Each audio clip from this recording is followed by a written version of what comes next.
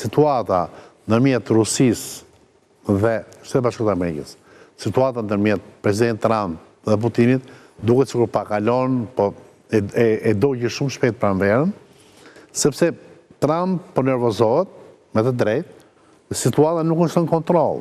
Pra, ajo paqja e shpejt, paqja e deklaruar, nuk u arrihet dot në teren. Përkundrazi, kemi një shi bombardimes, po themi bombardimi më i rënd, ishte ai që ndodhi dje në Sumi, ku 32 veta u vranë në një kish, po luteshin. Dhe ishin gjithë viktimat civile. Pra, do të thënë, devijim e raketës. Në këto raste, po themi, zoti Shala, se nuk mund të pyes punën por të gjasës, është të Moska dhe ç'ta pyes. Korle, në këto raste kur raketa vret civil, sigurisht nuk është interesin e saj të bëjë terror. Ç'a ndodh? Pasoja ka vrarë civil.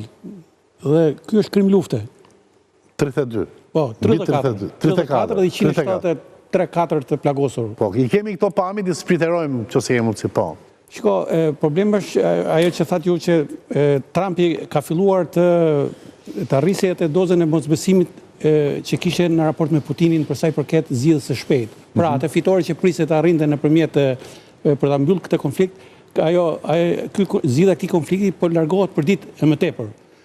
Vetëm në periudhë kohore rreth 10 ditë është takimi i po themi këshilltarit kryesor, që është këshilltari për lindjen e mesme, por në fakt po merret me çështjen e Ukrainës, dhe ai këshilltari që është për Ukrainën nuk po merret me çështjen e Ukrainës. E keni fjalë për zotin Witkoff. Po, Witkoff po menaxhon marrëveshje ose bisedimet, pra po ai vajte u takoi me Putinin, takoi me Putinin, po.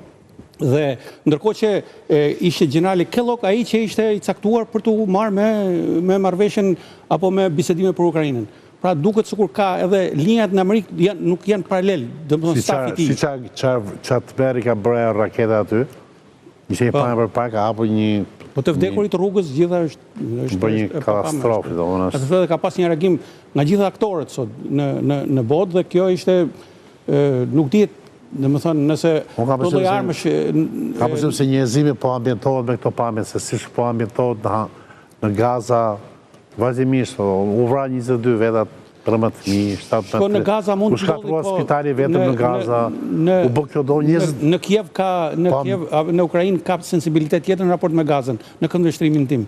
Nuk është e drejtë, po është e vërtetë. Nuk është e drejtë, nuk është njerëzore, por ka një sensibilitet tjetër dhe kjo ishte një domethënë një zhgënjim i madh edhe presidenti Trump thot një shprehje diku ishte një gabim. Ju thash që ishte gabim, domethënë kaq thot. Ishte një gabim, po. Ishte një gabim.